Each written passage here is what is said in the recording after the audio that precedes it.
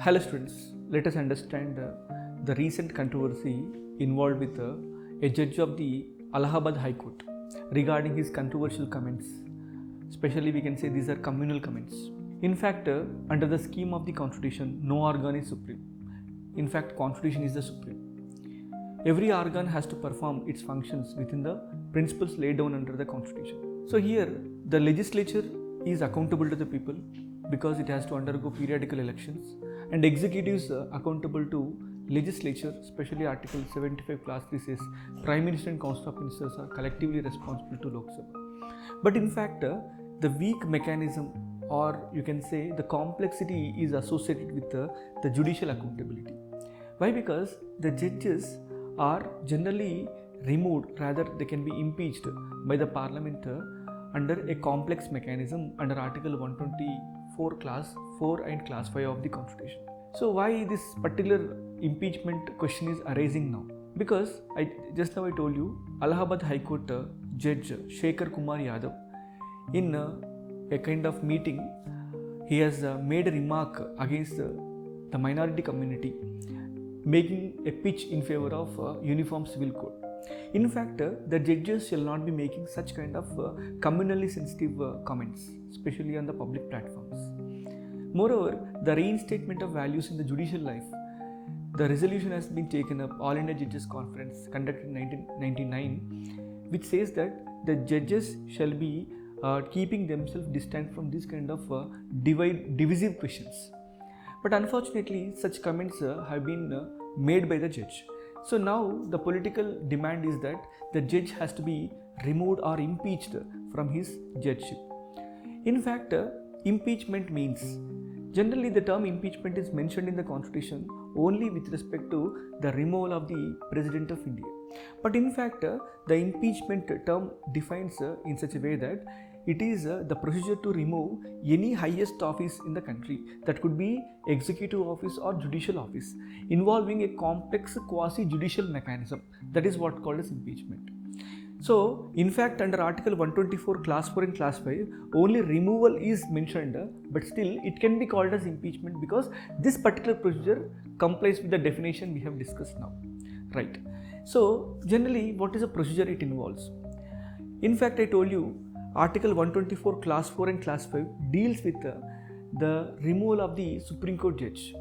Article 218 of the Constitution deals with the removal of the High Court judge. But Article 218 itself has mentioned the way the Supreme Court judges are removed, in the same fashion the High Court judges are also to be removed. So it means for the removal of the Supreme Court and High Court judges, both of their removal, Article 124 Class 4 and Class 5 actually are operational. Article 124 Class 4 and Article 124 Class 5, if you try to look at. Article 124 Class 4 defines generally the removal procedure, but the details are to be provided by Parliament by means of law according to Article 124 Class 5 of the Constitution. Right? That's how we have enacted Judges Inquiry Act of 1968. So accordingly, the procedure it follows. So for the removal of any judge, there must be a notice given by 100 MPs from Lok Sabha and 50 MPs from Rajya Sabha. Okay, and they will be giving the notice to the respective presiding officers, and the presiding officers have a final say whether that particular notice is to be accepted or not. Okay, for instance, when such impeachment motion was introduced against Justice Deepak Mishra in 2018, the chairperson of Rajya Sabha, Venkaiah Naidu, had rejected. So that's how the presiding officer has a discretionary power.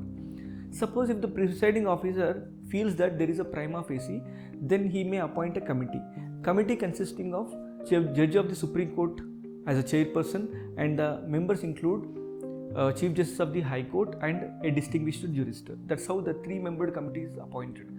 It could be Judge of the Supreme Court or Chief Justice of India, anybody, right?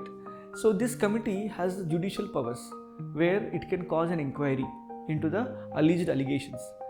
Okay, and the grounds mentioned in the Constitution for the removal of the Supreme Court and High Court judges is misbehavior and incapacity. Either it could be misbehavior and it could also be incapacity. Right. So, if the committee gives a favorable report for the removal of the such judges of Supreme Court or such judges of High Court, then the House may take in take that particular opinion into consideration.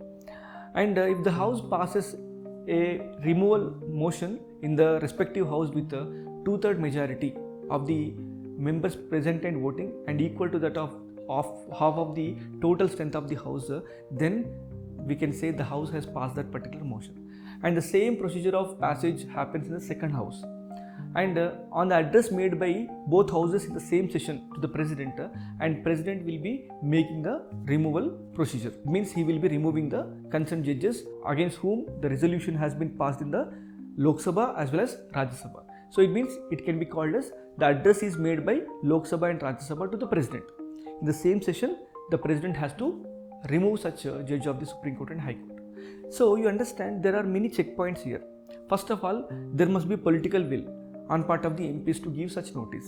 Number two, the presiding officer has to accept it and proceed it further.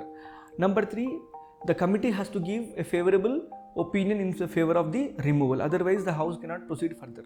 Number four, the respective house has to pass the motion. Number five, other house also has to concur with the opinion of the first house by passing the same kind of motion. You understand, these many checkpoints are there. This makes the judges removal so much complex.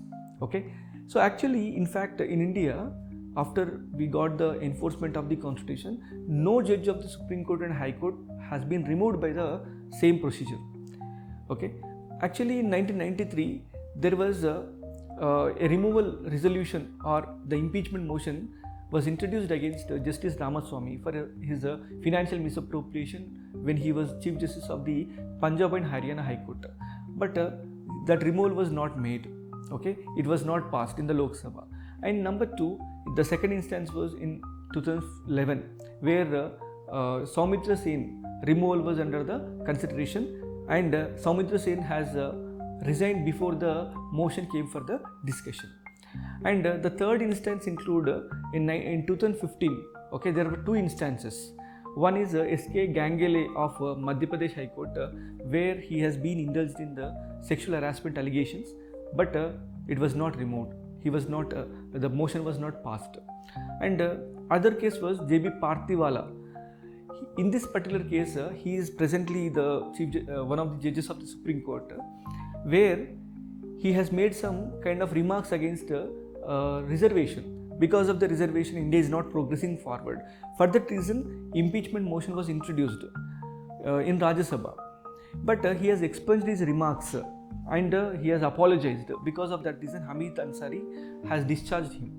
Okay, and later in 2017, Justice Nagarjuna Reddy has been accused of or alleged of financial misappropriation as well as the victimization of a Dalit judge. So this also did not fructify in the removal process. He was also not removed. And the last instance is in 2018, Justice Deepak Mishra, whose removal resolution was under the consideration, and the Venkaiah Naidu, the chairperson of Rajya Sabha, has rejected the very inception, where he did not even accept the notice given by the opposition party MPs. So that's how we can explain the removal of the judges is highly complex. So it is not just the problem of complexity, it is a question of accountability. So what is the mechanism are we following really? In fact, to remove judges or to make the judges answerable for the misendeavors or the misbehavior they have committed. Just because some motion did not receive the majority opinion in the house, it cannot be the reason to save the concerned judge who has been accused of misbehavior and incapacity. That's the reason why in the case regarding the K.M. Bhattacharjee, okay, in that particular case, the Supreme Court has given an in-house mechanism where in the High Court of the given state, the Chief Justice has the power or the Chief Justice has the authority to cause inquiry by appointing a committee, and that committee can recommend the Parliament to consider the removal option. The same case is also with the Supreme Court. Okay, the Chief Justice is having the discretionary power, but this mechanism is not complete mechanism. It has many shortfalls. Okay, so the end of the day is the point is that the judicial accountability is so weak in the country. Thank you. For more updates, please follow KANISHKA IAS.